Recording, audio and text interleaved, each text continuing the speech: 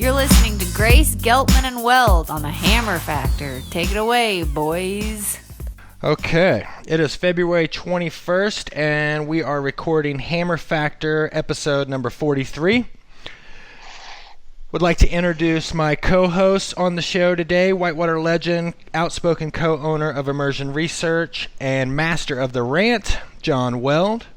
As well, I would like to welcome back Policy Director for the Outdoor Alliance, North Fork champion, and poker superstar, Lewis Geltman. My name is John Grace, Nat Geo Adventure of the Year Green Race organizer. And I need to come up with something kind of snarky for my third little thing there. I can come up with something. Let me work on that. Okay, yeah. So I've been thinking about the introductions. I feel like I'm not sure I deserve to be introduced as North Fork champion anymore. It was 5 years ago, and Dane is the North Fork champion. And also, I feel like Grace, you're the only one without a kayaking introduction, and you're the most savage kayaker on the podcast. I would say, fairly hands down. I mean, Weld's done some badass expedition shit, and I could probably show you some neat eddies on the Little White or something, but I feel like you have the longest kayaking resume on here, but well, let's start with what's if I'm going to leave out North Fork champion, what should I insert? I don't know. We can talk about when you're really going to pop the question, how many years is too many, right. Potential husband. How did we get on this track? You? North Fork champion it is. Real quick before we get into the show here, and this is kind of on a serious note, I want to offer some condolences here to the friends and families of Sam Grafton and Christian Wood. Last week, those two young men passed away doing what they love, paddling.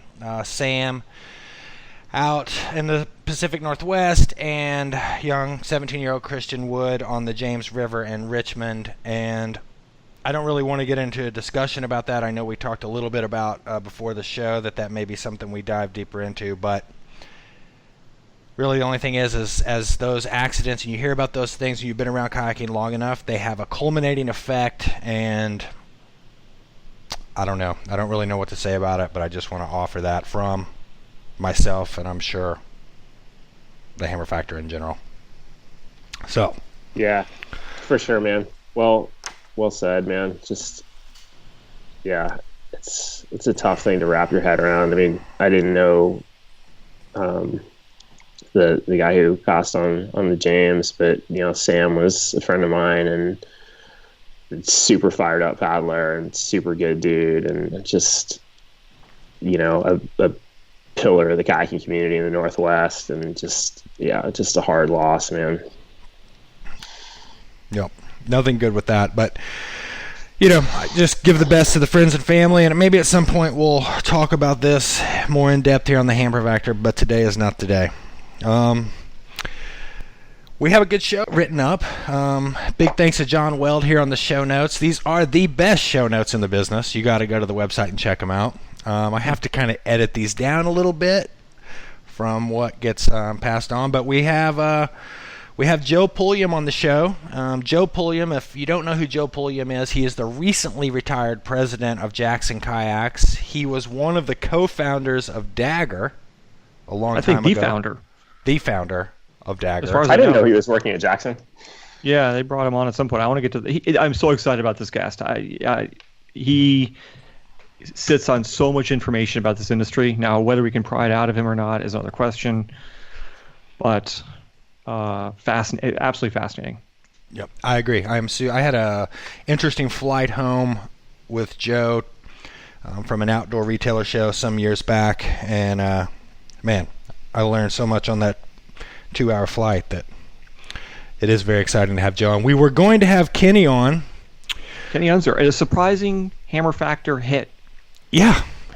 We've made him. Can we say we've made him into a superstar, a sort of a Gangnam Style type cult following? Well, he's that was really good, man. I was seriously dubious about the ability to articulate. I knew that subject matter was interesting, but the ability to just describe that in audio format to me was seriously impressive. He wrote a couple days later and said that he had some clarifications to make on his data.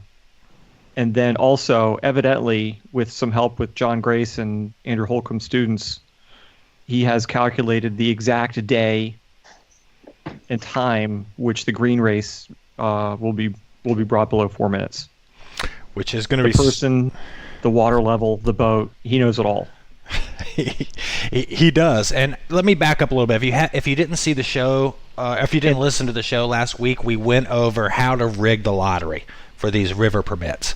And Kenny came up with some incredible stats and ways to, kind of tag team that approach to get the most out of your application. And as well, I don't know if we ever brought up the green race stats before, but Andrew Holcomb had his students at French Broad River Academy in the middle school extrapolate all the data, use several different, statistical analysis formulas to come up with a date. Kenny got a hold of it, added some more stuff to it, so that's going to be super exciting to go over. He's discovered who's going to break the 4-minute barrier, and I think his answer is going to shock you. It's going to shock everybody. Really?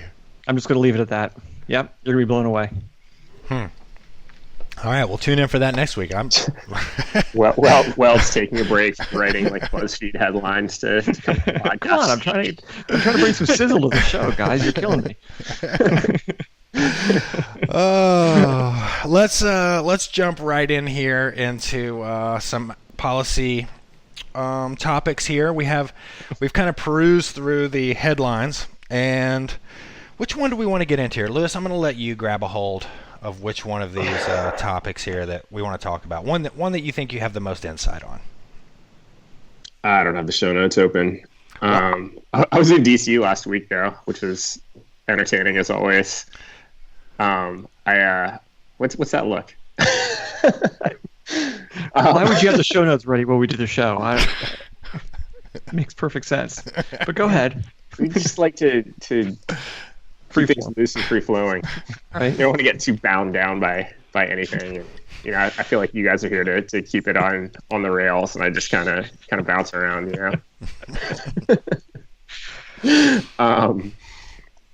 I went to this meeting at. So we had the policy staff from all our member organizations in town last week to just kind of have our annual meeting and just do a lot of plotting about this year and everything. And that was cool. But later in the week, I went to. I always picture these things happening at Hooters. By the way, of course you do. Like, man, those guys. If I had gone to law school, I'd be going to meetings at Hooters all the time instead of designing gear bags. Right, you are. Exactly right. Oh man. But dude, so I went to this meeting at Department of Interior with Surfrider. Those guys are cool. We're keen to work more closely with them, and they wanted to go to Interior to meet about Zinke's order trying to open up basically everywhere to offshore oil drilling. And I'm sure that was in the headlines a couple weeks ago, and except off the coast of Mar-a-Lago. Yeah, exactly. Which, the reason they did that is that Rick Scott, the governor of Florida, is a Republican, is getting ready to run for Bill Nelson's Senate seat. Bill Nelson's a Democrat in Florida. And so, they wanted to do this favor for Rick Scott by making it look like he was a big man, like he had this meeting with Zinke and then got Florida pulled off the table for offshore oil drilling. Note, by the way, that Rick Scott is a Republican and recognizes that it's incredibly unpopular to open up everything to offshore oil drilling. But setting that aside, we went to go talk to these cats at Interior about this. So we go into this meeting, and the guy we're meeting with is like the director of external affairs or something like that. And this, he's for sure younger than me, like, I don't know, 30-year-old kid. And he goes, so we go in, the guys at Surfrider are like, where do I know this guy from?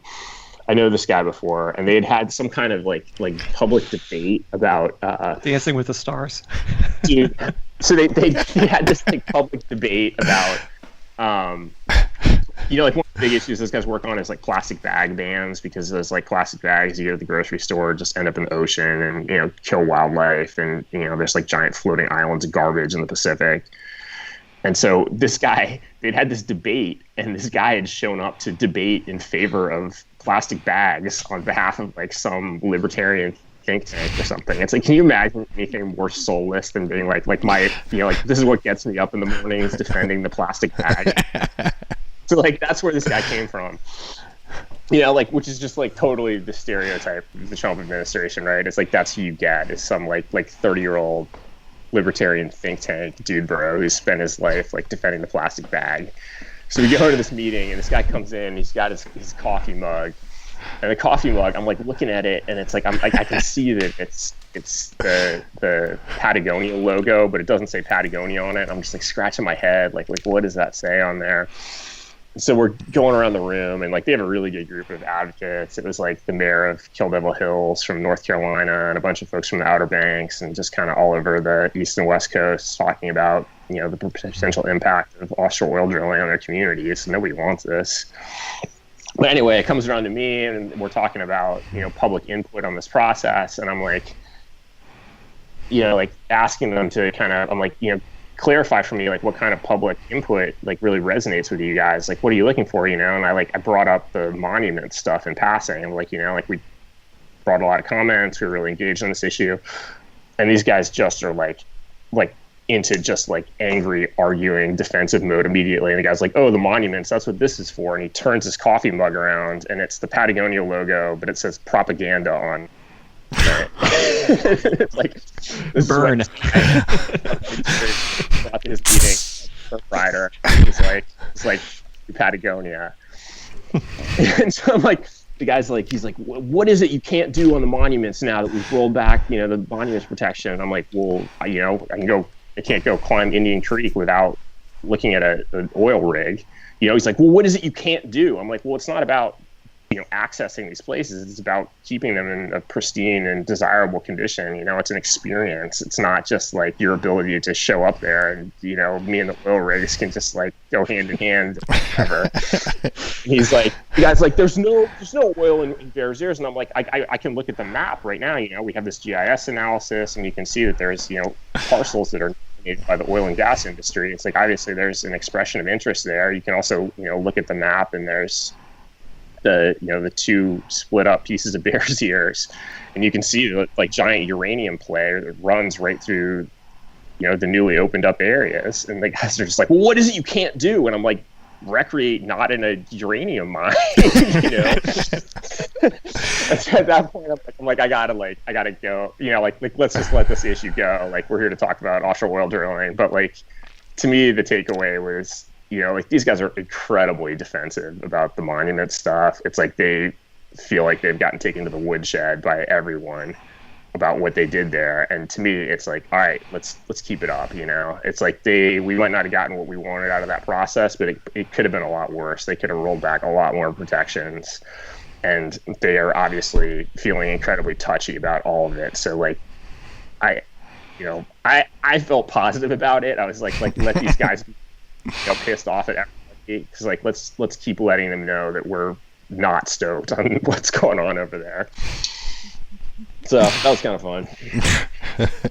And so, what was the result of the meeting? How did it all come out when it came to that? Did you ever get back to the oil drilling, or? Yeah, for sure. I mean, and they were just like, well, like we really like appreciate public input, and I'm like kind of rolling my eyes at that point, but. And they're like, the people from North Carolina are like, well, we've had the county commissions, have all voted to, and opt to oppose this, opening up of these areas to oil drilling. And they're like, well, every county commissioner, or like every county commissioner, it's like they're just, they just want to poke at it, because there's got to be one person somewhere whose voice they can elevate and say, oh yeah, well, this guy says it's a good idea. So I don't know. I mean, it helps, but they were like, oh, we put everything on the table, and then we're gonna roll it back. Like really, like that's the tactic. It's like your opening bid is everything.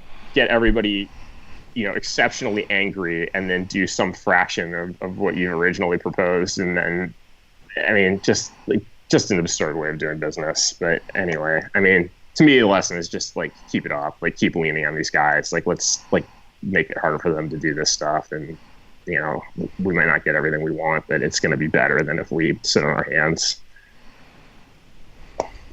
So anyway, that was fun. I would love to be a fly on the wall. Just knowing you, I'd just start laughing if I was in that meeting. You know, something off topic here. He also talked Nalchuk Wild and Scenic with Burr's staff and Alexander's staff. And how did that go?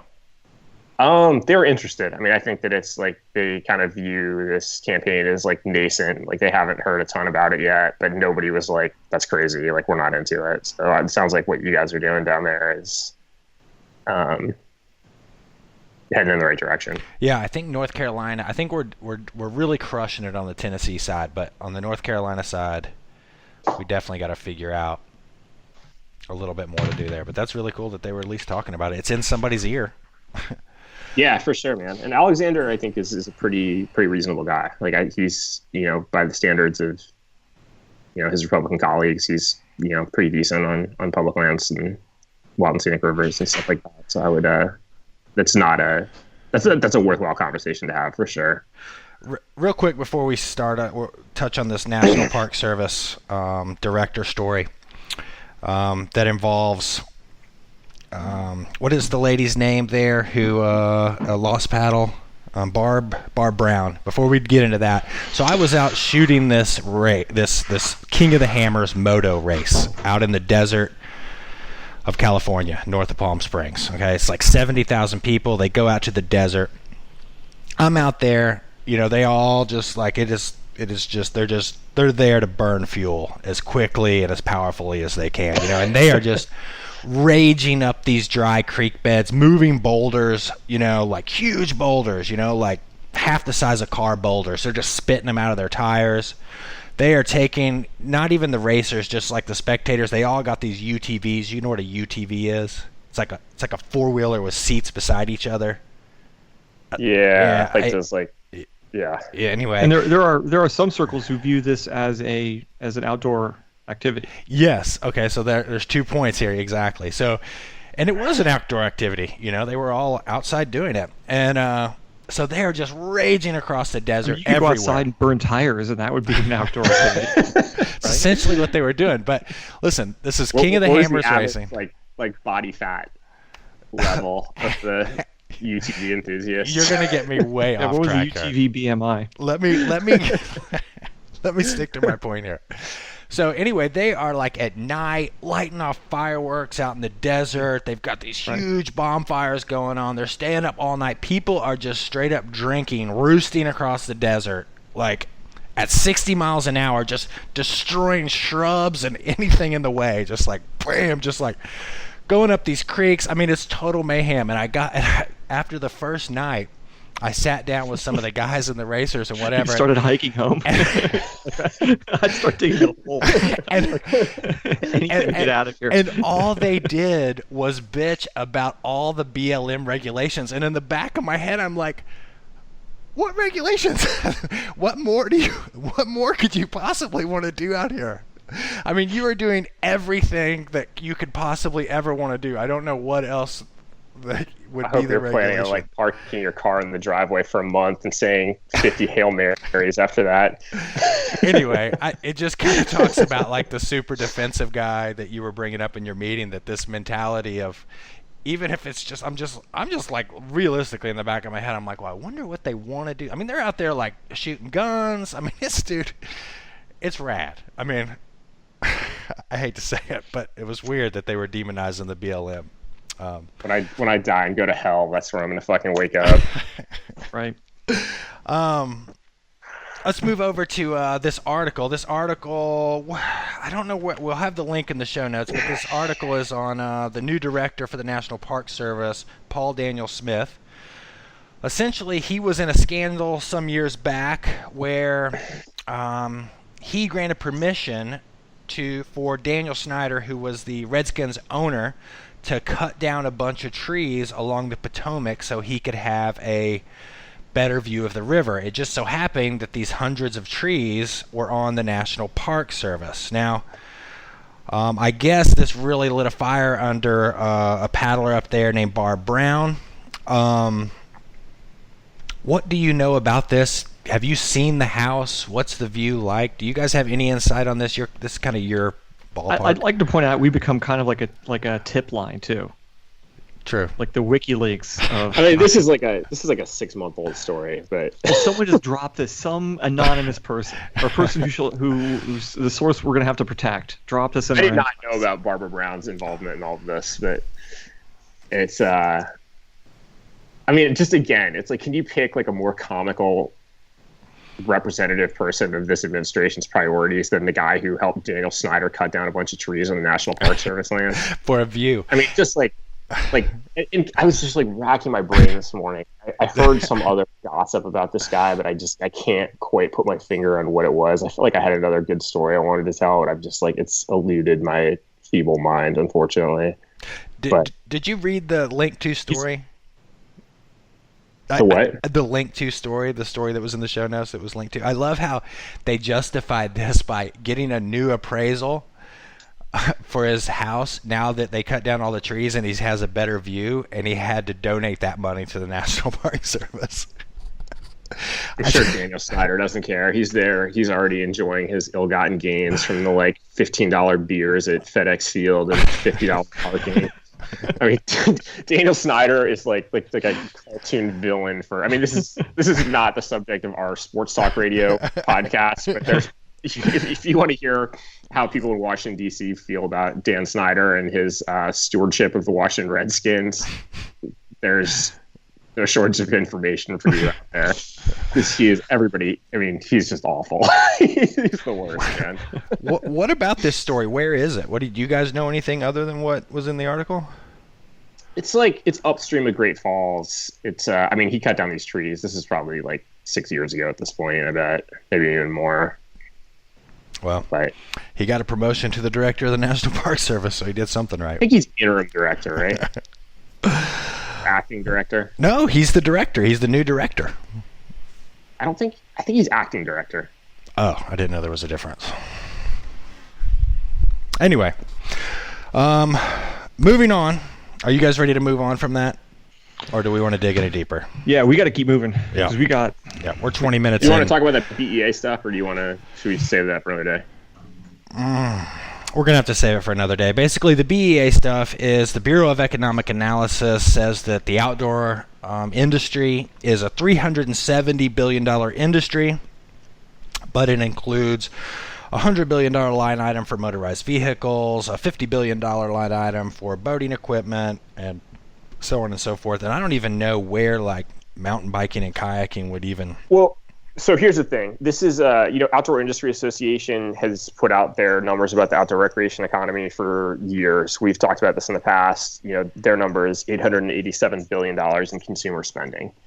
So this, last year or a year and a half ago, Congress passed the REC Act, which basically directed BEA to do these economic analysis and kind of quantify the impact of outdoor recreation on GDP in the same way that it does for other economic sectors. And the reason that BEA's number is $300 and some billion and OIA's number is $887 billion is OIA's number is consumer spending. So this is like everything you spend on outdoor recreation. The BEA's number is GDP.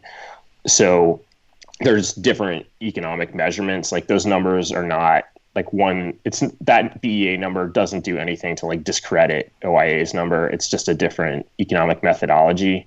And the reason that all the motorized stuff represents such a big chunk of this is that it's GDP.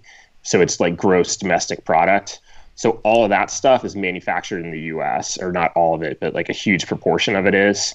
So, so much of the equipment for our activities is manufactured overseas, and all that economic activity counts towards the GDP of some other country, or not all of it, but that it doesn't, for this particular economic measure, it doesn't count in the same way as like a bunch of that stuff that gets manufactured in the U.S. So, I mean, again, I don't want to go too far down this rabbit hole, but we've looked into, we've done like some kind of light economic research in the past at OA, and we really wanted to kind of become more sophisticated consumers of of economic research so that we could, potentially commission some studies and, develop our own economic arguments, basically. And like what we kind of looked at through, or we kind of learned through that process, was that there's just, there's tons of different ways to measure economic activity, and all of them have utility and value to them. There's not like one that's correct and one that's incorrect. It's just different ways of looking at this phenomenon. Like any sort of economic number that you create only tells part of the story. So like, for example, here in Hood River, real estate prices are really high because we're surrounded by all of this, these outdoor recreation opportunities. Like that difference in real estate value here versus somewhere else, that would be a measure of economic value. Or you could say, what is it? How do you subjectively value the opportunity to go recreate somewhere on any given day? And that, under certain controlled circumstances, that's like a legitimate way to measure economic value. Or you can count consumer spending, or you can count GDP, or you can count whatever. And all of these just sort of tell a different part of the story. Like there's not one number that's the definitive answer for any of these things. And actually, that's one other thing about that BEA number, is it only counts economic activity that occurred more than 50 miles from your house. So like, for me, I mean, I go kayaking 200 some days a year, but, probably, a huge proportion of those are within 20 miles of my house. Right. Right. So anyway, it's interesting, but it's not like that doesn't do anything to, the problematic thing for me about that was how what John just described going on in the desert is part of this industry, according to this study. Yeah. Oh yeah, for sure. No doubt about it. Anyway, that's also a pretty extreme example, right? I mean, there's plenty of guys out riding motos in Gifford Pinchot who have a lot more in common with us than they do with the guys who just want to fuck shit up out in the desert. Anyway, I don't know. I'll link to that in the show notes. You can look. One thing I thought was interesting about that economic analysis article was that the outdoor industry was rising at a much faster rate than the GDP. So that just, I mean, to me, that's a general trend of people playing outside more. So that's cool, I guess. I don't know. Moving on to a little bit of viewer mail. Man, we get a lot of viewer mail, and this is definitely my favorite part of the Hammer Factor. Do you guys like it when I forward It's getting out of control, the amount of viewer mail we're getting. I mean, we're at a point now where we can't come close to answering all the mail that we get. Exactly. But do you guys enjoy getting those, just seeing through those emails and I love the things that people get? That's one of my favorite parts of the Hammer Factor. But and I appreciate the fact that people are looking to us as the final word on paddling subjects. I appreciate that it usually includes some level of shit talking. Yeah. Definitely the tone is very our people-ish, if that makes any sense. But a few of these I want to go over real quick. We'll get to some a little more in depth. I'm just going to throw these out. Wait. This is the way this is going to work, right? This is how we're going to do it. It's going to be a new segment. We always have new segments. This is our new segment where it will be one of us will read out the questions and this will be a rotating cast, right? One of us will read out the questions and then another person will respond to it very quickly. So it's 5 questions in under 30 seconds, right? 30 seconds each. 30 seconds each question, total, or all 5? Total. Okay. Total. Hang on. Let me get ready. Let me get prepped for this. Okay. So today you're gonna read the question. I'm gonna answer it. Okay. Then you can read the next question. Okay. Wait, I don't get to argue with you about them? What's that? I don't get to argue with you about it? You can at the end. But you're not. You're going to be in complete agreement. All right, let's do this. Over the past year, we have become one. What fun is that? No, you can chime in afterwards. Just sit back, Lewis, and you'll get your chance too. Because next week, I'll ask you the question, and then you can ask Grace. Okay. All right. You ready? Hold on. We need like some game show. Ding, ding, ding, ding, ding. Okay, ding, I'm ready. Ding. All right. This comes at us from Fernando Palacios. Bow lines or no bow lines for safety? Over 5 boats, yes. Under 5 boats, no. Okay. Robert Fleischel. Should I buy $75 sweatpants from IR? Robert, no. You should not buy $75 sweatpants from IR. You should buy $15 pants from Old Navy. And then go over to GameStop on your way home and get a new gaming chair with bigger cup holders. Ramon, does Weld laugh like Beavis or Butthead? Question mark. It's Butthead, and Ramon, you're banished from the show. Next. Bernie Engelman. Bernie, is Boone a good place to live for whitewater? No, Boone is B-list, not A-list. B-list. Ooh. You can live. Listen, you could eat a Red Lobster once in a while. You could do worse things. But you not would eat Red Lobster every night for 4 years. Okay, moving on. Chico, it seems like the U.S. is the only place that names rivers with the whole fork thing. Are Americans just too lazy to come up with different names for rivers? This is a good observation. No, we're not lazy. We're stupid. That's an important distinction. And it seems like this was written for someone not in the U.S., and I feel compelled to tell them that. Okay, this says more about Americans' relationship with natural resources. They name things in a personal, utilitarian way rather than any name that has empathy or connection. All right, I got to argue with you. Okay, come on. That was fine. Right. Was I under 30 seconds? No, that was it was like 50 seconds. We'll do better. But let's... Okay, Lewis, which one would you like to rebuttal on here? I want to argue about all of them, but I especially have to argue with the last one. I mean, you can never go wrong with describing whatever Americans are doing wrong to being lazy, because that's usually the answer. But I don't think they're being stupid. I think it's smart, man. It's like it makes sense. It's like then you understand how the river system works and you can visualize it. If it's all just a bunch of random names and everyone has named their river like after Fred or whoever, then you just, until you have the map. Well, after you mentioned this, I was like, maybe he's right. So I looked at Google Maps, and he was right. Like, you go to New Zealand, every fork has a different name, and it's usually someone's name or it has some kind of convocation of the place. But America's just like left fork, right fork. But don't you think that up here, you can go up the left fork, and then that's where we're gonna take all the trees out. But all those names are probably all those individual names. I mean, that's probably all just like colonialization, right? It's like, like I'm gonna name it after the first white person to ever come here and see it, Okay, well, you're wrong. That's your opinion. What else do you have? An issue with? I got an issue with Boone not being a good place to live for whitewater. I'm not saying it's not a good place, but we're talking about A-list, right? A-list. Like, I think where I am right now is an A-list place to paddle, but not an A-list place overall. You know what I mean? You think you have better paddling there than Boone? I think, yeah. Have you ever heard of the Watauga or the Linville or the Nolichucky or the Elk or? No, I think no. Okay, let me put it this way. I think we're on par with Boone. How far is Boone from the green? Probably realistically 2 hours.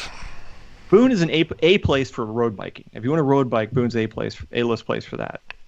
But I don't think we live in an A-list place either. A-list places: Hood River, maybe Bellingham, Asheville, right? A-list. That's pretty much it. I mean, if you go B-list, you're opening up to like 200 places.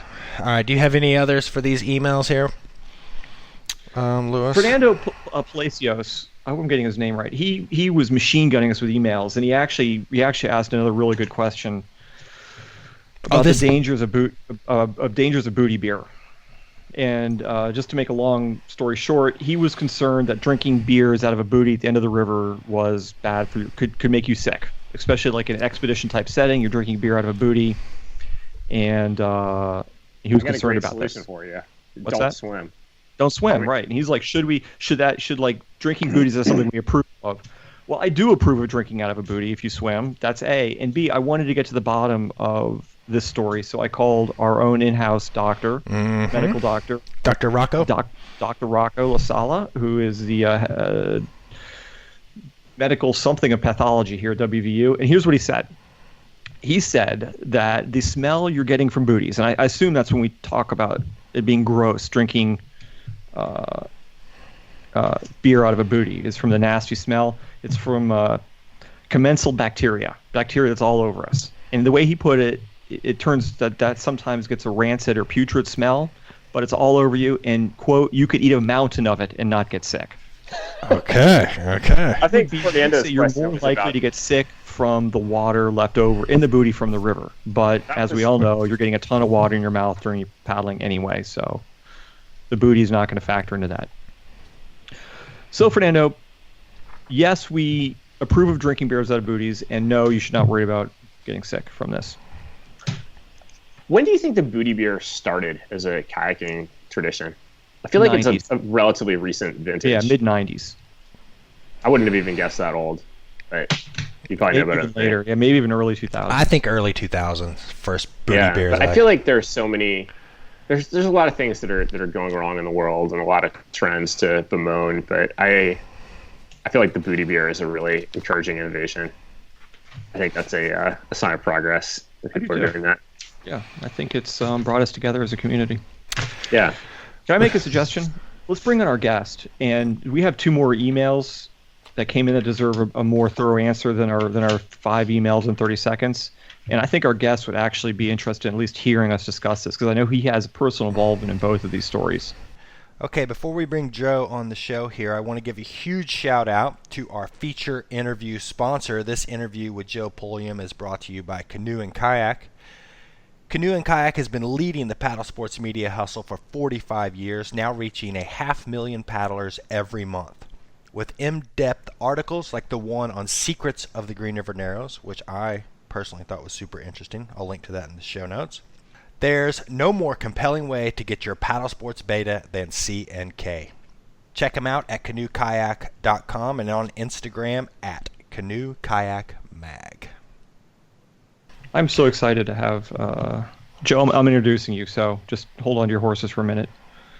Joe is maybe the most important person in whitewater kayaking. Anything you've ever done in a whitewater kayak, you owe it to Joe. And he is going to reveal all of the secrets. If there is a deep state of whitewater kayaking, it's Joe Pulliam. And he's gonna spill his guts on today's show, whether he likes it or not. Well, Joe Pulliam, welcome to the show, and you are on the Hammer Factor. Thank you. Yeah. This is going to be awesome. Now, Joe, you let me do a quick introduction here before we get into it. Joe, were you the founder or one of the co-founders of Dagger? Co-founder. There were 4 of us. There were 4 of you that founded Dagger. Okay. And then before that, was that your first job in whitewater, or what were you doing before that? There was a group of us at Clemson that made boats together, and that became Perception.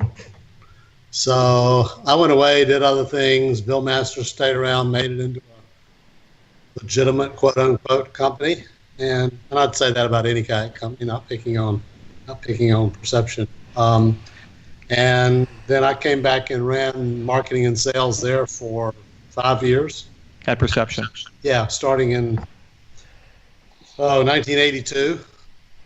And I guess you could really trace it back. Well, it depends on what you call a job. If you want to go back to earning side money in college, I started making boats in 1973. So, I've been at this a while. Hell yeah. And so then after Perception, what was next from that point? There was actually a brief stint between Perception and the founding of Dagger, where I was in charge of marketing and sales for Blue Hole Canoe, which was a company on its last legs, and I thought I could go in and help turn it around, and that lasted only a few months. The problems there were not ones that I could really fix. The problems were internal, not external. And it involved some of the ownership of the company and a big internal rift, so I couldn't help much with that. So anyhow, in 1988, we decided to start a new company, which became Dagger.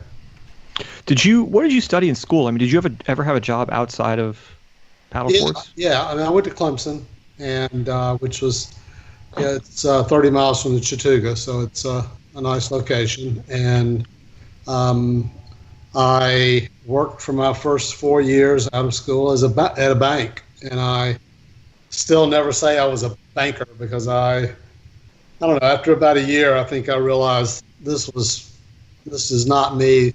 I'm living for the weekends. This is not what life is about. But I stayed there for a while longer to not be quite so broke and to get some real world experience. Whether or not that ever helped down the road is debatable, but I think it did. I think if nothing else, when I went in and had to talk to bankers about borrowing money, I think just telling them that I had a banking background gave me some credibility. When you're in a small town and nobody knows you and has any experience with you, and you tell them you want to borrow money to a canoe company, that's a pretty tough sell. So I think having a little bit of credibility from working at the bank may have helped some. You know the secret handshake. Yeah.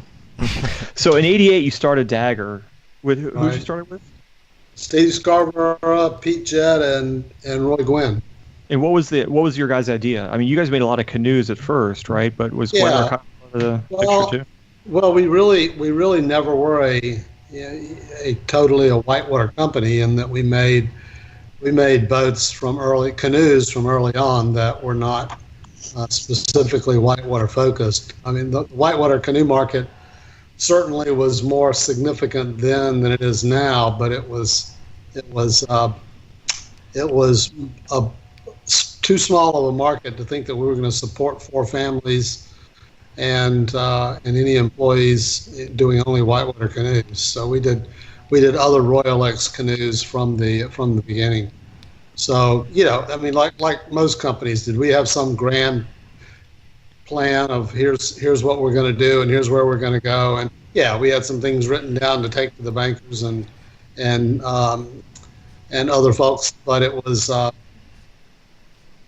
we were day to day and literally hand to mouth for a couple of years there, and it was interesting times. So how many years was Dagger a standalone company? I mean, you guys got acquired later on. We'll get to that. 10 but years.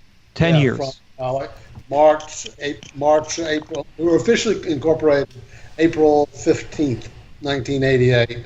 Right. Easy to remember because it was tax day. We sold the company in June or July of 1998. So we were a standalone company for 10 years. And so all 4 of you remained involved, or did some of you guys bow out? Pete had moved to Colorado and was not day-to-day involved in the company for the last few years there. Right. And so you guys started making canoes, and then you started making kayaks as well. What were the first designs that came out of Dagger? The first design was the Response, and which I don't know how much any of you remember that boat, but it was sort of it was largely left up to Steve's what he wanted, what he thought a whitewater kayak should be, and Steve put a very high focus on emphasis on speed, and that boat at least in a lot of situations was very fast. It was lacking in some other ways, but it was fast. We had Chris Spidius involved, and I've been paddling with Spee a lot in those days, and felt we sort of got him involved to add more credibility to the kayaking side of the company. I had a certain amount of street cred, but I think his background and fame was certainly surpassed mine. Right. And it was interesting. He really liked the design right from the start. We tweaked it a little bit after we took it to I don't know if you know the dip on the Tuckasegee, just downtown Bryson City. That was the very first place we took it. This is a wooden prototype that we needed to make the plug from, so we didn't want to do too much damage to it. And so we took it there, and it was Steve and Spee and I, and Chris liked it right away. That was really encouraging. But also, Gordon and Susan Grant happened to be there having a picnic with their kids. And Gordon says, "Mind if I get in it?" And he got in it, and he was like, "Wow, I really like this boat." And that gave us the courage to take it straight on over to the NOC, and had a number of, remember Tommy DeQueer, a couple of other folks there got in it and paddled it right away and liked it. And so we made a few tweaks, and that was our first boat. I took a class from Gordon Grant when I was like 12. At Hill Outdoor Center. So from 88 to 98, the sport starts to change. I mean, at least in my opinion, starts to change a lot. Things start to get crazy around the mid 90s. I mean, what was your take on that growth? Well, it's crazy, but it was fun. Things were growing. Yeah. The market was growing. The evolution of boat design was happening at a really fast pace. From boats getting shorter and shorter to totally changing the perspective of volume and how that affected boats. And then a few years later, the transition to planing hulls, or flatter bottom boat, all that happened really quickly. And going into the 90s, boats were still 12 feet long. That was a short boat. Or Dancer was 11.7. That's about how long boats were, and the response was 11 even. Right. So we went from that to we cut that length in half almost there in just a few years. So in 98, how many people did you guys employ when you sold? About 140 to 150. Wow, that's crazy.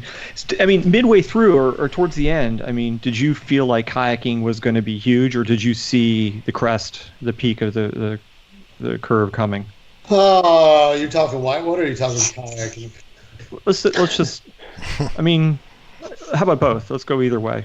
Well, I think whitewater kayaking has some natural sealing factors that everybody's not gonna be willing to deal with, and I couldn't predict where that was going, but I could predict that it was never going to be huge. I felt like recreational kayaking would continue to grow, which it certainly has. What I would not have foreseen the fact that the really big players, the biggest players in kayaking now, are companies that most whitewater kayakers have never even heard of. Companies like Pelican and Future Beach and these brands that sell the most boats, and they're selling $2.99 kayaks to Walmart and Costco and Dick's Sporting Goods and etc. If you think if Dagger was around right now and you were still running it, would that be where you were going as well? Do you think? I mean, would that be the no way? Why is that? Because we the companies that make those boats are plastic manufacturers. Yeah. They're plastics manufacturing companies who find markets to fulfill. Right. We were a kayak company, and we made kayaks the best way we knew how to make them. So you guys sold in 98 to Watermark, right? Do I have that right? Yes. And what was that like? Were you just like this? Now I'm on vacation forever, or was it a sense of relief? Or well, you stuck around for a little bit, right? Yes, I thought for sure that I would sell the company and go off and do something else. And in between all this that I didn't mention, I pursued but never finished a degree in environmental sciences, and my expectation was that I would sell the company, go back finish up my degree, and probably do some work in that field. But I ended up staying on and working for Watermark, which was the sort of out of the blue name that came up with for the combination of Dagger and Perception. And so it was the whole process of selling, the process of working now for other people. It was interesting. At first pretty good. Later, not so good. And then Watermark in turn sells to Confluence, right? Yeah. I mean, explain. I've never understood what's the thinking behind a big company looking at something like Dagger and being like, or a basket of boat companies and be like, we're going to bring all these together under one. I mean, it just seems like if you have that kind of money, there's a million other ways to spend it that's not in paddle sports. Like, who are these people that are doing this, and what do they have? Like, what's their thinking? Well, I do think you have to question their wisdom. I think that's a valid thing to do. And I think, who was Watermark? in retrospect, they probably all question their wisdom too. But, right. Were they looking? Did Watermark look at the growth and be like, "Oh, this is going to continue just like this forever, and we're gonna ride this rocket"? Or well, I mean, they look at external factors, and they're looking at, okay, they can see that there's growing interest and participation rates in kayaking, and that's right. been growing steadily. They see that the potential for growth lies more in the recreational side, and the big thing and they think with more promotion that can but the big thing they see is increasing distribution. We're going to grow kayaking by selling kayaks to people in places that you guys have never even considered selling to. Right. And we did. Fortunately, that was never done with the Dagger brand. But we did, and we grew numbers pretty substantially, both in terms of for the first couple of years, both in terms of what I call enthusiast level boats, which includes whitewater, and in the recreational boats. So they're like their vision is that they're going to help spur, like they're going to take these boats, cultivate a network of dealers in Iowa, and get a bunch of people who've never thought about kayaking into kayaking, and that's going to be where the growth is going to come from. That's part of it, but also the thinking seems to be that by what they called this a roll up. Roll up, I guess, is a term in the M&A mergers and acquisitions world that means taking two or three of the largest competitors and making them into one company, and that gives you a tremendous advantage in the marketplace. I think what they miscalculated there was that it doesn't necessarily work when you're dealing with a bunch of kayakers. And so we aren't normal. Right. And so it's not just us. I mean, it's not just us as manufacturers, and it's our customers don't necessarily, that's the retailer, that's really the end consumer too, don't necessarily play by the rules. And so what we wouldn't be doing this.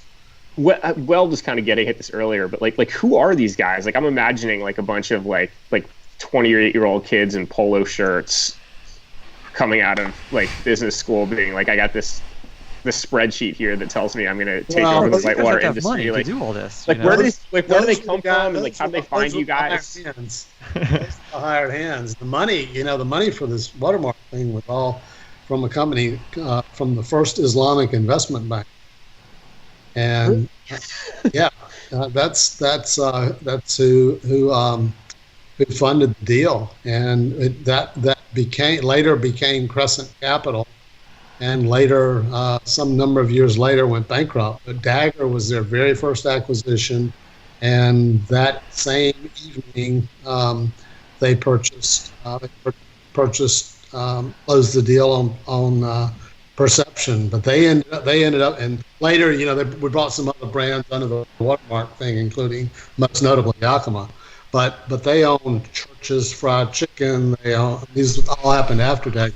Church's Fried Chicken, coffee, and an airplane company, Cirrus Aircraft, really cool airplanes. I told you, deep state. That's what I'm getting at. This is fascinating. So, at what point? I mean, you worked at Watermark for a little bit. I mean, I'm picturing at some point this whatever was going on at Watermark became completely unrecognizable to you as any kind of functioning And boat like, what's company. the corporate structure like? Like who's the boss and like what are they? I'm like fascinated by this. Sorry, I don't want to. Yeah, well, this needs to be a long conversation, sitting around a campfire with some good bourbon. But we went through several CEOs, and which was something I was asked if I was interested in the CEO position, and I said no. I had no interest in that, and it was unrecognizable to me, and it became intolerable to me. For better or for worse, I had some financial incentives that kept me there. I mean, they were paying me very well, and much more than I was ever used to making by owning my own company. And they these were not bad people. They were good people. They just did not understand our business and really didn't listen to the people that did. And the last couple of years were pretty rough. But had I left earlier than before we sold, I would have walked away from some money that came in very handy when I was putting kids through school and the like. So how was Dagger as a product? The products of Dagger do during that time? Do you guys still have good designers on board? I'm thinking of like Mark Lyle and crew. Pretty much had same people: Steve Scarborough, Mark Lyle. Andy Bridge was involved. Various, right. Yeah. So Confluence comes along and decides they're going to one up all of this, right? No. I guess people in that world always know what companies are for sale. So we found out that Confluence was for sale. So we made an inquiry, and then. And Confluence at which point was what? Like what was in Confluence? Confluence was Wilderness Systems, Mad River Canoe, Voyager, and Wavesport. I think I got that right. And we being you and Crescent. Yeah, really. So there were some conversations back and forth, and a little bit of shared information, and then two of the guys from Crescent Capital and I got on a little Cirrus aircraft and flew up and landed at Dulles Airport, which is pretty fun. I mean, it's a little four-seater, tiny little airplane. I think we could have landed sideways on the runway. And you're lucky you did. And those things are like flying coffins, I think. Anyhow, we land up there, and we had two other guys from the operational side of Watermark meet us, and we went to the headquarters of American Capital that owned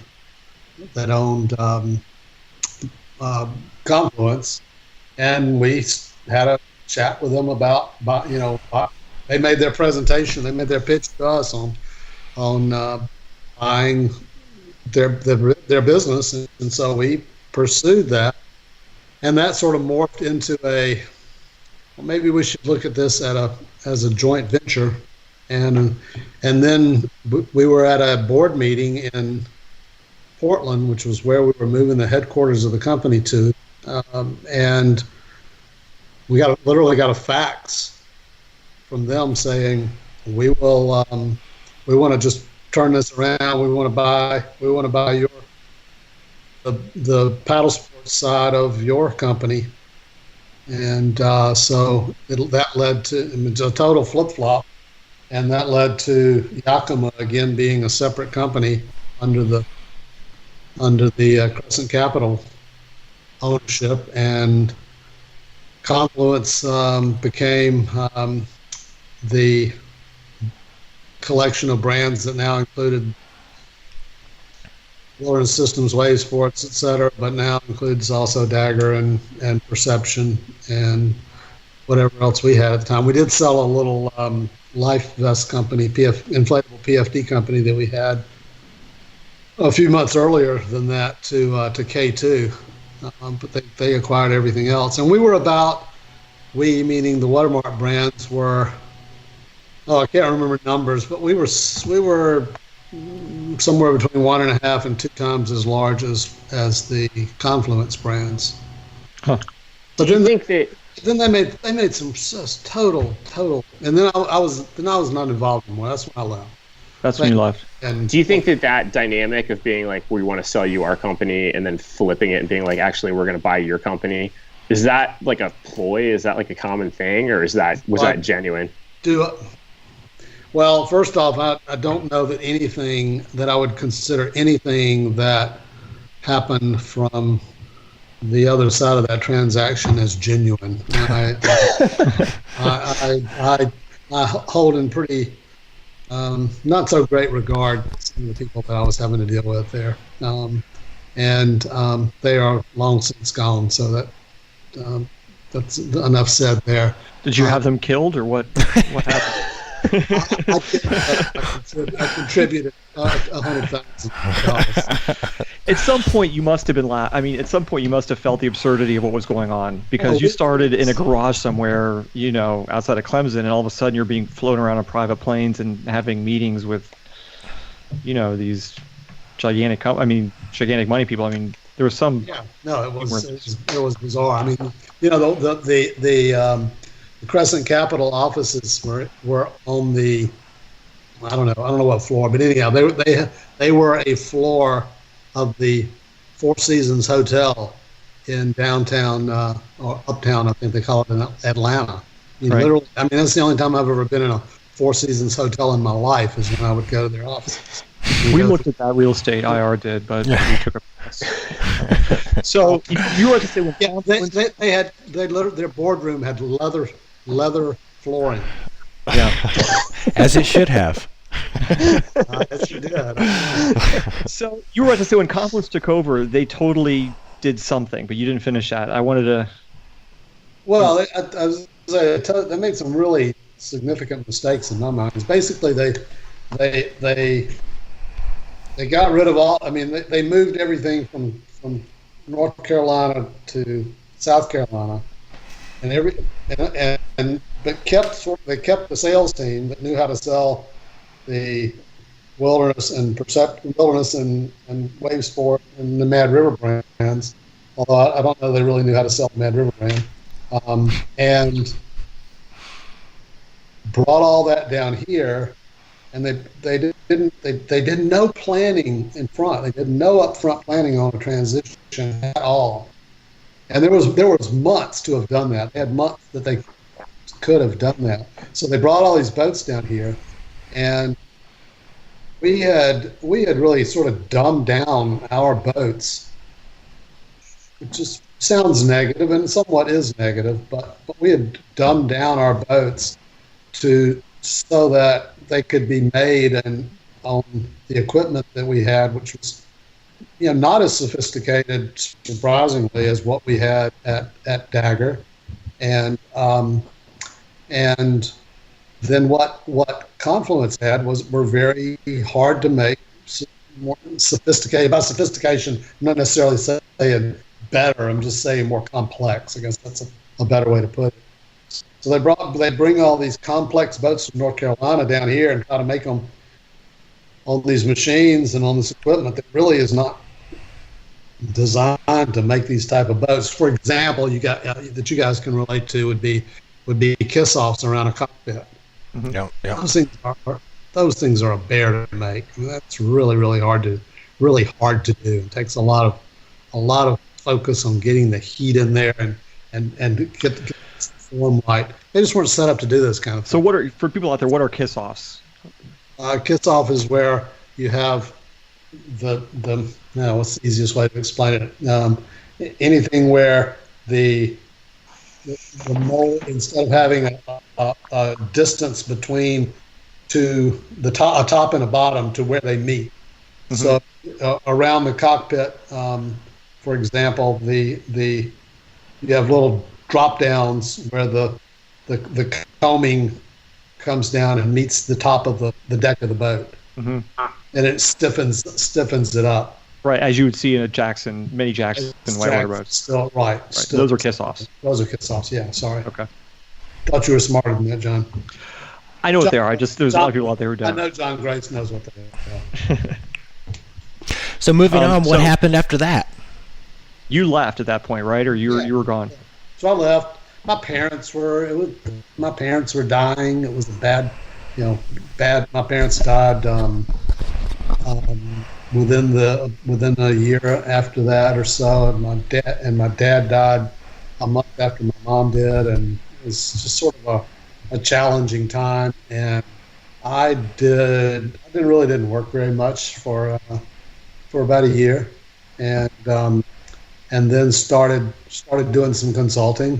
Didn't really know. Really didn't want to get too deeply involved in anything, so I did consulting for everything from boat companies, materials companies, rep group, a canoe company in Canada, paddle company you guys are very familiar with, so I was a trade organization. So I still was very involved in the paddle sports scene, but not overly involved in any one company. Until Jackson came and rescued you from this days of endless TV and solitaire. Jackson started out the same way. It was just, it was a small part of what I was doing, and but the reality was that was such a natural fit, and that here's a whitewater run-of-the-mill whitewater boat company. I mean, I've been there, done that, and at some point along the way, though, you became a lot more serious. A lot more involved in Jackson. Sure. Yeah. Was there a specific point in time when that happened, or was it just sort of gradual over the years? That sort of. It was more gradual. Yeah. What drew you to that? What drew you to eventually go all in and get back in the position you were? Guess I was drunk. I think I got to answer that. It's EJ. EJ's natural charisma would be. Is what? Natural charisma is what drew you in. My natural charisma? No, EJ's. How can you say no? He knows the secret. I've said no to him a lot of times since. He's told me if you ask like 10 times nicely, no one can say no. And then he proceeded to go into McDonald's and ask someone for a free hamburger. And after 3 or 4 times, she gave him a free hamburger. God damn it. She's right. So give us the details on that freak to it. It was this brand that it was obviously a very significant brand in the whitewater world. And, I'd known EJ for a long time, and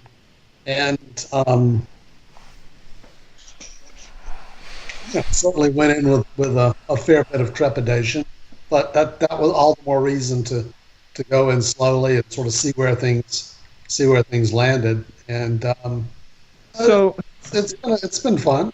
Jackson starts out. I mean, when EJ started out, he was pretty vocal of being a whitewater company. He was going to make whitewater kayaks. And over the years, I'm asking this because I'd love to know exactly. I have a theory on this, and I want to know if I'm right or not. Is that my theory is that he started making whitewater boats, and he made a lot of whitewater boats. I mean, a tremendous amount of whitewater boats, and somebody was paying for these boats. It wasn't EJ, because I know EJ is not flush with cash. But there was a time in the mid-'90s where he was making whitewater boats for everybody. A great benefit to retailers and paddlers alike. A terrible time for whoever was giving this money. I mean, it's got to be really expensive and not very profitable to make these kayaks like that. I mean, and at some point, someone has to come in and say, "Hey, you got to stop this," and you have to start making other things like fishing kayaks or whatever you're going to make. Is that more or less how it plays out? Yeah. And is he? I mean, EJ. I mean, say what you will at EJ. He has been tremendous help to the sport. You know what I mean? He's obviously very passionate about whitewater kayaking. How did he take this transition into a bigger company? Well, he had started this transition before I got there, in that they made a boat called the Day Tripper, Right. which was not very successful, and I think they were questioning, do we know how to do this? Do we know how to do anything beyond? And your assessment of all this, John, is pretty spot on. Somebody had. EJ's had a partner from the very start, Tony Lunt, really good guy, really,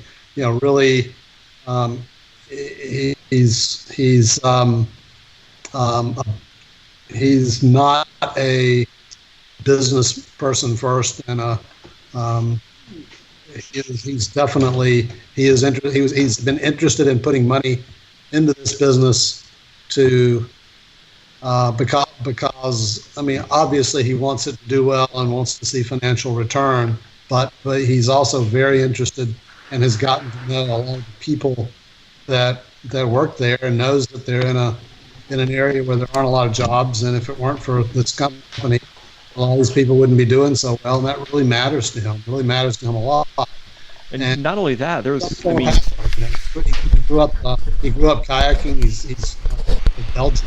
He's Belgian by birth, and learned to paddle there. And we'll have board meetings, and I'll be trying to pay attention and be involved, and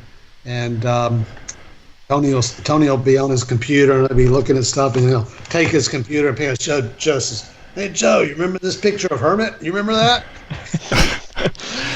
But here's a guy. He's got a real passion for the sport too. His name's Tony Lunt, right?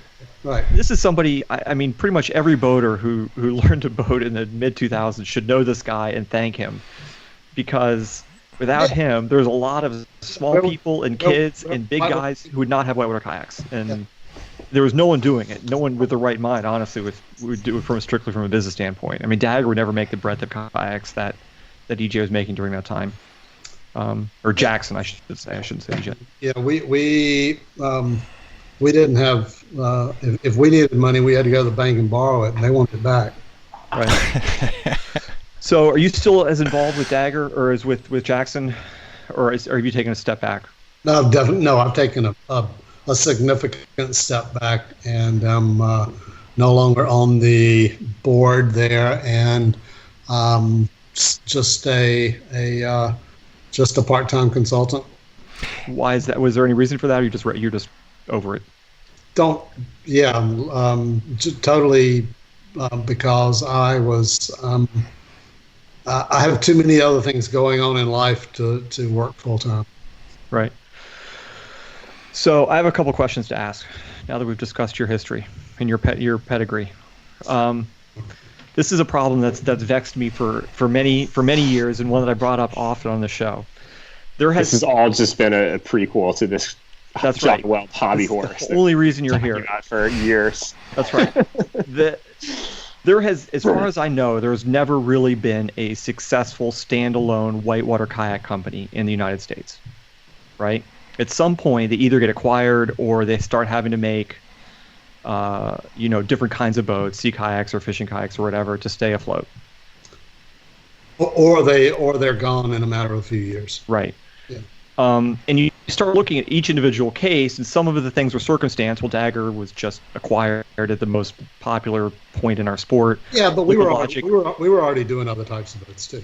Liquid Logic, obviously had a screwy, set up from the get-go. At least in terms of outsourcing boats to Remcon, and not making themselves.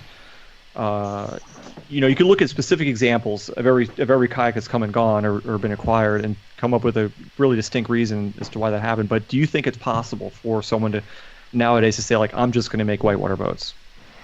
Oh, sure, it's possible for somebody to say that. But, would the company run, or is it just not feasible? It's just the cost of whitewater too expensive to support. Well, I think you can define what do you mean by successful? What do you mean by support? If you're thinking, if the four of us got together and said, "Hey, let's start," we know everything. We know everything about kayaking, and we got all the connections.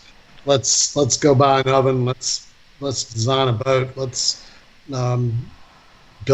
build boats and sell them. Could we do it? Yeah, we could do it. Yeah, but we'd have to pay each other. We'd have to pay ourselves like $20,000 a year. After 2 or 3 years, we might do that. It's really hard. I mean, it's going to take a couple $100,000 just to get started at a low level, and I mean, there are a lot of. I think it could be done if you want a cottage industry. If you're willing to mold boats yourself, and then get on the phone and call people and return calls about sales, and probably do a direct sale model. Cut the retailer out and put yourself a little shop 5 miles from the takeout of the Ocoee or the dock or somewhere, and some where people are a destination where people are going to go and sell boats for $900, $1,000 direct to consumer, and just do a limited number. You could probably do that as a cottage industry and make a reasonable living for yourself. Certainly better than being a raft guy, but build a company that has value and that you can employ others, and they have health insurance and a 401k and et cetera. It's pretty tough. I mean, you've got seasonality to deal with, especially John Well, you know this. If you're, in this, you've got a big chunk of your assets or what your dealers owe you. It's tough.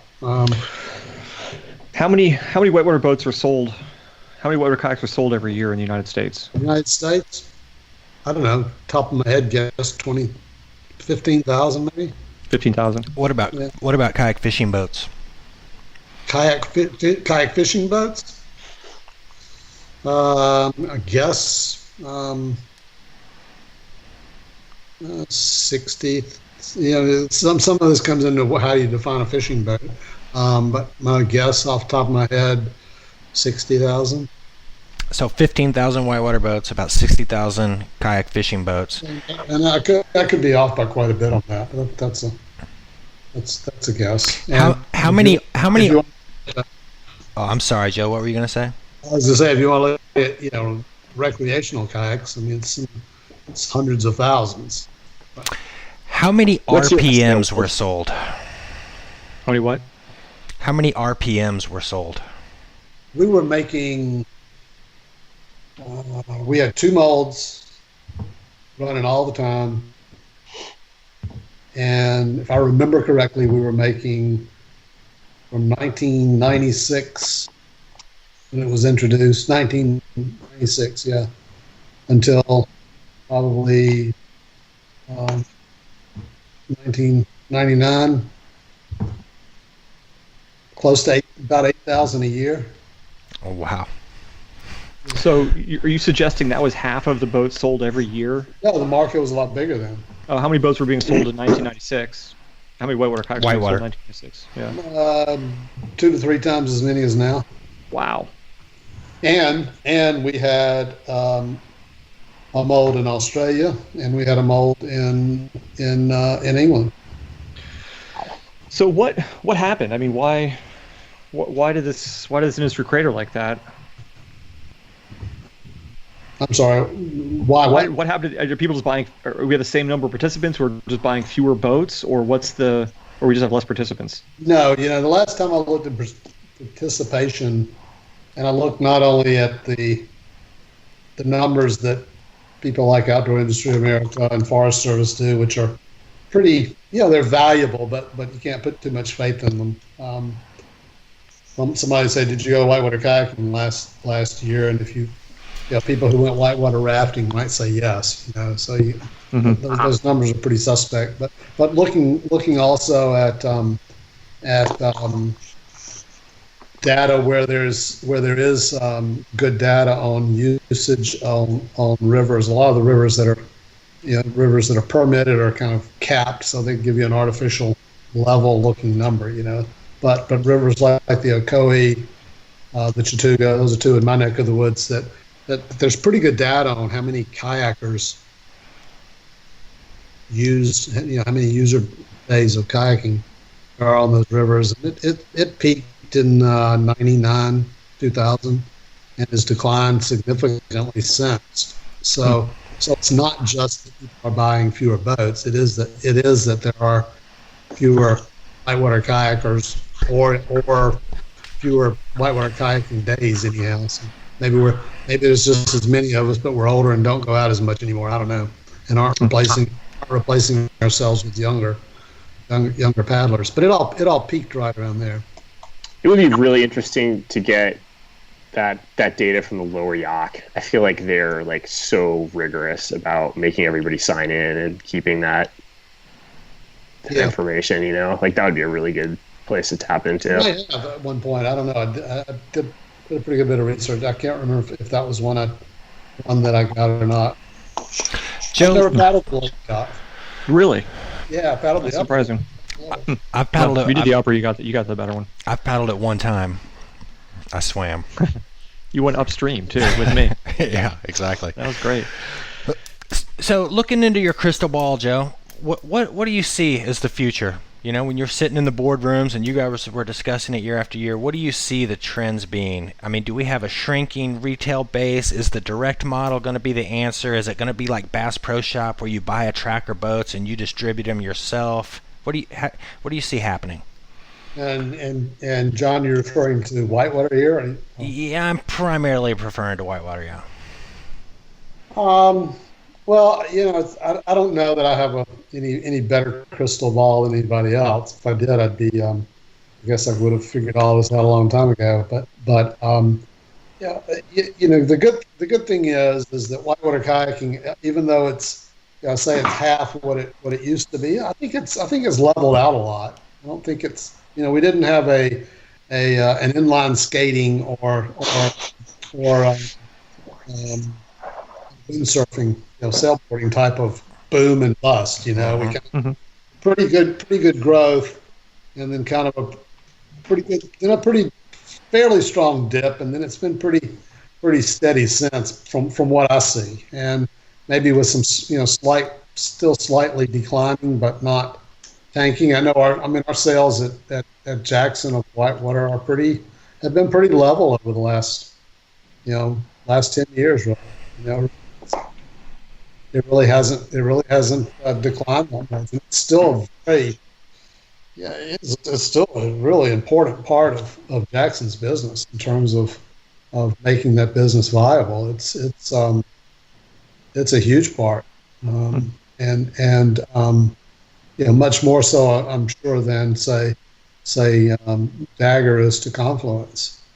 Would Jackson ever go to a direct to customer model at least with whitewater? Well, I'm not one to ever say never, because you really don't know what circumstances are there. I think Jackson has put a really strong emphasis on supporting the specialty retail base, but I would have never foreseen competing like we do against Asian brands. I mean, that's challenging. I saw a brand new, wasn't REI Monday here in Greenville, only because it's next to Whole Foods. So I poked my head in there. There's a Riot Magnum in REI, $6.99. Oh, ouch! Right, man. And I don't know why. REI hadn't been in the whitewater game for years. Why it's even in there, I don't know. But selling a boat through a retailer at $6.99. I mean, we can't do that. There's no way we can do that. If it comes down to that, and that's what we had to compete against, who knows? So I would never say never, but that's certainly not the future that we talk about when we discuss that possibility. But it's I think we care enough about the viability of whitewater and know that without retailer support whitewater would not thrive in a lot of communities. The retailers are often a big part of the impetus of keeping pool sessions going and Right. having classes and doing instruction for beginners and having programs, etc. You may not know this, Joe, but we had a gentleman on the show, a young man. His name's Josh Pekarik, who has recently started a kayak, and you may not know that people are right now starting whitewater kayak companies, which I think is pretty interesting.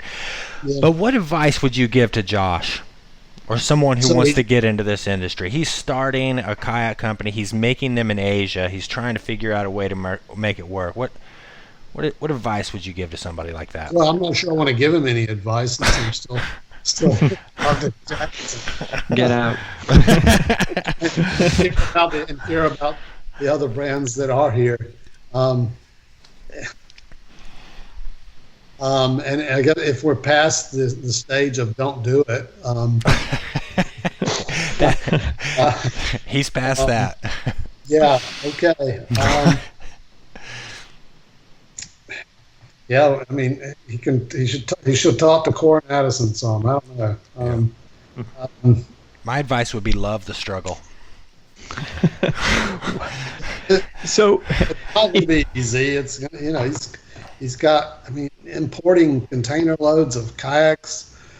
I mean, how hope for his sake he's got a good rotomotor, because making kayaks, making recreational kayaks itself for $199 at Walmart is one thing. Making kayaks that people are going to be, just abusing, and it's sort of a conundrum that we have now with, one of the limitations on kayaks, and people.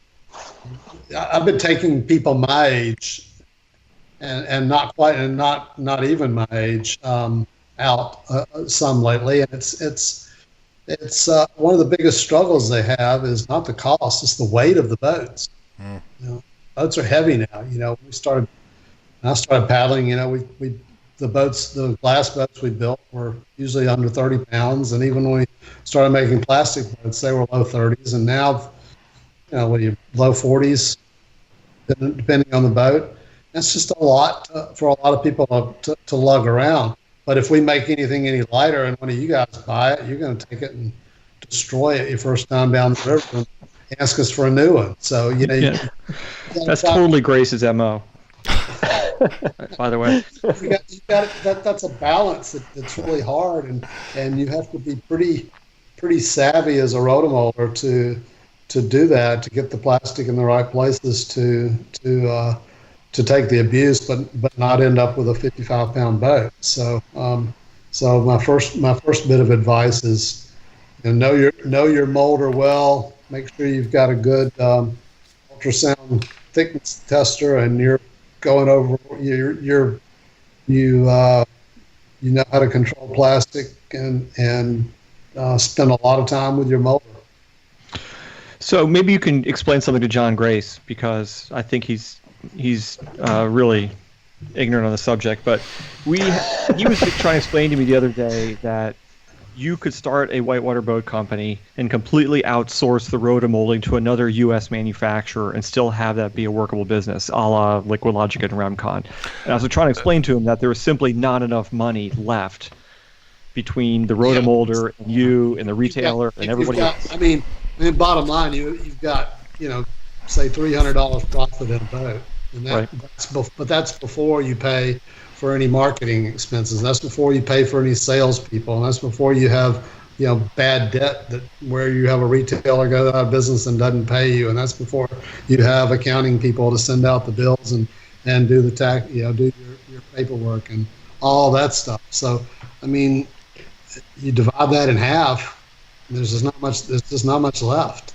If you did that and did it on a direct model and get your margin up, You have a serious volume problem with that point. volume.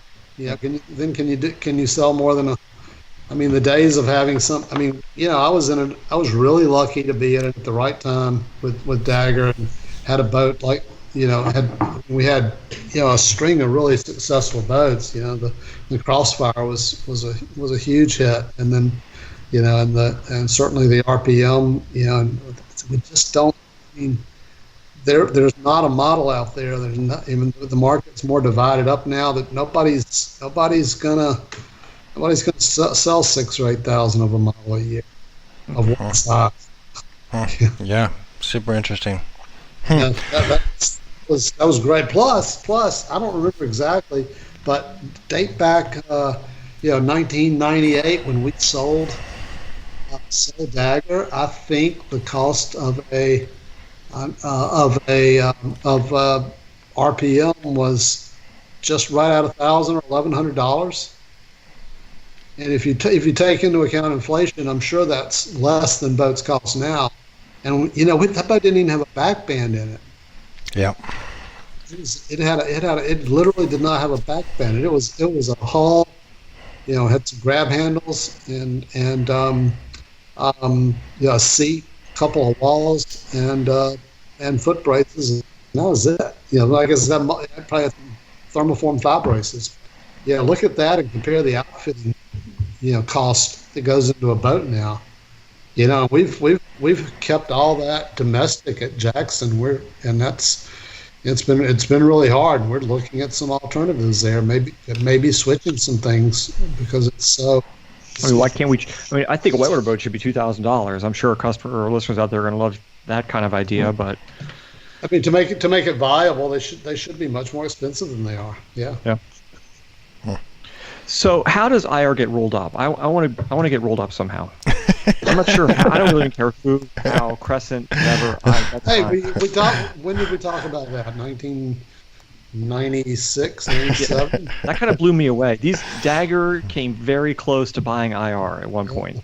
Yeah, we had an annual shareholders meeting, and really the only purpose of the shareholders meeting was to get together and have a meal and drink, and we had one outside investor, and that was the parents of Pete Jett, one of the partners, because Pete didn't have any cash. I mean, we started Dagger with $40,000. Oh, wow.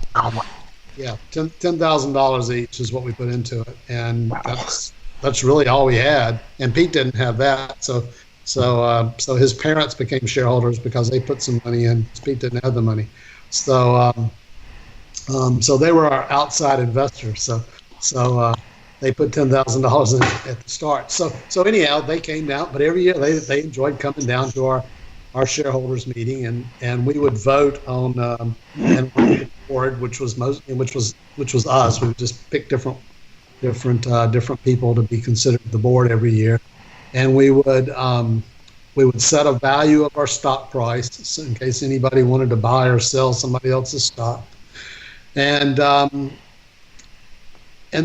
but we also used it sort of as an annual board meeting too, and we would vote on some things. We always came to an agreement, never really voted on anything that was contentious. We always kind of worked it out and all came around to agree into the same thing, with one exception. And that one exception ever was the purchase of IR. Right. Very controversial. Yeah, I think it was like a 4-3 vote or something like that. I can't. Was there screaming and yelling and people like? Were you for it? Only Andy Bridge was like, "Don't do it." Were you for it or against it, Joe? I don't need to know the answer. I do. Sure. Well, Joe, we're running short on time here, but I want to get off the business topic for a little bit. I got two things I was looking into your bio a little bit. One thing says you don't know your middle name. I know my middle initial is J. But you don't know your middle name? My mother says it was Jefferson. No, excuse me. She said it was Johnson. My father said it's a J and it's nothing but a J, and don't ask questions about it. And I'm the third. So and my grandfather, who was the first, says it was Jefferson. But the story I did hear internally was that originally it was Johnson, but when But my grandfather disliked LBJ, and even though I was born way before LBJ, so I don't know how much sense this makes. So even though it originally was Johnson, he said, no, it's not Johnson, it's Jefferson. So How about Jackson? You just call it Jackson. Sure, Jackson. For sure it's not John. And then, But I don't know. and then one more thing. Where do you go? Where do you go whitewater paddling? What's your favorite place? Where do you go paddling? What's your favorite? I mean, my special place in the world is the Chattooga, and probably if I paddle 20 days a year now, which is probably about what my body allows me, probably 10 of those are on Section 4 of the Chattooga, and the other 10 are scattered out amongst everything else. I'm doing a Middle Fork of the Salmon trip in late May, so I'm looking forward to that because that's one I've not done. I'm doing a self-support there, and the Chattooga's it for me. Do you know the Long Creek Gangsters? No.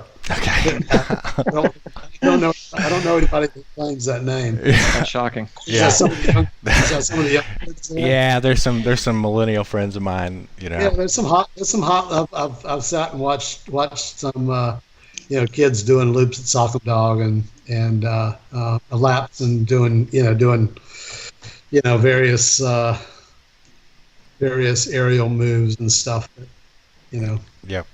are pretty impressive. So There's some good kids. I was just wondering if you ran across those guys on the river. I've seen them, but just when I'm out paddling, I really I'm the last person who is ever going to go over and say, "Hey, I see you got a dagger boat there. I started dagger."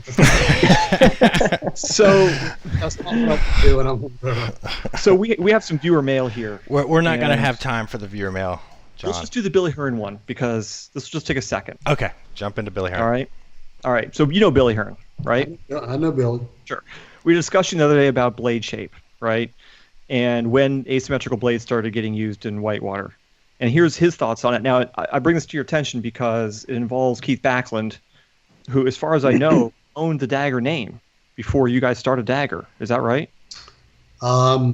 Yes. Keith Backlund and Drew. Drawing a blank. Yeah. Well, anyway, Billy Hearn wrote us and offered this. To the best of my knowledge, Keith Backlund was the first paddle maker to produce an asymmetrical blade for whitewater that wasn't specifically for wild water, flat water racing. Would that sound...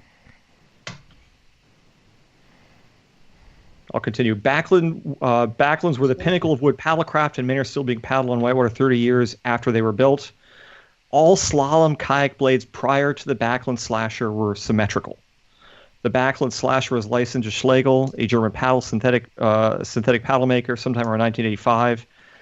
And I believe the profusion of asymmetrical whitewater blade shapes that began in the 90s are inspired by the Backlund Slasher. That all sounds kind of right to me. I can't argue with that, but I don't know if that's true. Yeah. I mean, in what date? 1985?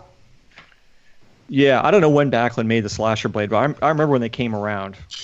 Yeah, I mean, most of my time with Keith was long before that, and I know the early paddles I have from him. My first asymmetrical paddle was made by Keith, and that was in probably 80. That was probably about 85 when first one I had was a New World branded. I still have it. Still in really good shape. Yeah, I still have my Backlund as well, and it's in great shape. I've got several of Keith's paddles, but Billy's probably more versed on that. And Billy, I know, spent a good bit of time with Keith, much later in life than I did. So that's true. Yeah. Okay, we're running out of time here, and I cued Joe in on this that we are going to get into everybody's favorite segment here, rants and raves. I hope you have a rant ready, Joe, or a rave. Before we do that, I want to give a shout out to our Rants and Raves sponsor, Kaleva. Kaleva's Liquid Adventures may have the largest commercial kayak program in the U.S., maybe the world. Each spring, we take over 90 paddlers out on an 8-week training program to get them ready for the Cheat River Race the first Saturday in May. Our program includes attaining up the Mather Gorge and the Potomac River, downriver sprints, and technique drills. So dust off your longboats and meet us at the river. Go to kaleva.org to find more information about cheat training and also our Oregon Semi-Stout trip. Largest commercial kayak program in the world. We'll have to talk about that on a later show, but now let's get into rants and raves. Who's ready to lead us off? Yeah, I'll rave. I just like listening to everything Joe was saying. I just kept thinking about like there are so many people who, you know, like on the business side of the sport who make these contributions that are just like so much broader than their own interests, and some of it's like accidental, and I think maybe some of it's by design. But like just what Weld was saying earlier about how, you know, Jackson, by creating this like super wide range of boat sizes, you know, how much that benefits like IR, because all of a sudden there are people out there who have a kayak they can use, so they're going to buy like a triple XL dry suit or you know, gear for somebody who's really small. Or like thinking about, you know, like all the media that, you know, someone like Rush makes, where it's like, I mean, like every manufacturer that does anything in whitewater is benefiting from like what Rush does, what Evan does, like what those guys who are doing like super high end media does, because like they make kayaking cool, you know. It's like they're not just selling the brand of boat that they're paddling, like they're selling the sport, you know. And like I was thinking a lot about like what Warren is doing with like his new boat company. It's like, you know, like I can't opine on the, you know, specifics of what he's doing, but to me, like what's going to progress kayak design is somebody just like cycling through new designs really, really, really rapidly. It's like all of a sudden there's not a new boat coming out every 3 years. There's like a new boat coming out every, you know, 6 weeks. And it's like that's where the progression is going to come from. And somebody, you know, just like Corn's whole career, it seems like, has been creating these designs that are like not quite there yet, but have something innovative about them that somebody else takes and refines and turns into something that, you know, is cool, you know. And it's like, to me, that's progressing the sport. And it's just, it's cool to see things like that are just have that really wide benefit for everybody, even if it's not, you know, necessarily what they're setting out to do. I don't know. Joe? Nothing planned, but I've been at the correspondence yesterday and today with Scott McGregor and at Rapid Media, and then talking with you guys today here. I think, yeah, I guess I would call it, this would be a rave, in that, you know, in this changing world of what media is, that people like you guys and like Scott are keeping the tribe together, if you will. You know, that there are ways that we can connect, and to me, it's much more real and much more personal and much more accurate portrayal of what paddling is all about than even when I back in the 70s, when I first got into this, the magazines that were available, the few that were around, were really pretty much corporate interest, and now the media is real grassroots level, and I think that's giving a good view of the core of what our little world's all about. I love that. That's really good. Even I admit I didn't know about your. So can I before we go, I got one question to ask you guys, and that's about your logo. You know, your logo. We don't know. Ask Grace. Why does you're asking about whitewater kayaking only? On your logo, you've got a mountain bike and somebody riding a horse or something. I don't know what it is. I think Grace might have had a different vision for this podcast when we started than what it's turned into. Grace is desperately trying to figure out an angle to make money out of this, and Lewis and I are thwarting him at every single step by keeping it in whitewater. There's always one in the crowd that's just in it for money. Now I know who it is. Yeah, you got that right. Just in it for the money. This is how you're coining me here with the Hammer Factor and the countless hours I put into this bullshit. This is the dumbest thing I've ever heard in my life. like logoed flasks from one of the people who listen to our show. We don't know where they are. T-shirts, they just go to John and they stay there. I was going to get one. I'm gonna send For those. the real wealth of hammer factors being generated is all the shirts that are being mailed in and are being taken down to like Goodwill. One final question. When does the check come, John? Yeah, Yeah. it's in the mail. When does the check come, John? I'm dying to know. Oh my God, how did this turn on me? Well, do you have anything to rant about, or do you just want to like just? Yeah, I do. The Dagger Outburst. I want to. Dagger Outburst was like my favorite boat for probably 4 or more years, which in my lifetime, that is probably the longest I've ever loved a boat. So That was an underrated classic. Yeah, that was a fun. I had one of those. It kind of got lost. I do miss it. That was fun. Yeah. Speed, slicey. yes, I'd love to find one of those and take it under my wing. So, I was when It's a Adam great Potomac boat. Adam Clausen's memorial service. Might have been Cat Potts that was paddling one. It was a really pretty color, and it was just in pristine shape. And it's one of the few boats I've lusted over in a long time. yeah, that was a good one. Who designed that? Was that a Mark Lyle boat? No, that was more of Speed's, and he wanted that longer length and more speed. Yeah. I mean, it was Steve. Steve did most of the design work, but that was a Speed inspired boat. Well, Joe, thank you so much for coming on. That was awesome. Incredible wealth thanks, of Joe. knowledge there. And, That was great. Yeah. When we I look forward to it. Let me know when this goes live. I will send a link your way, and I'll also let you know when we redesign the logo. All right, good deal, guys. All right, thanks, Jeff. Thanks for coming Joe. on.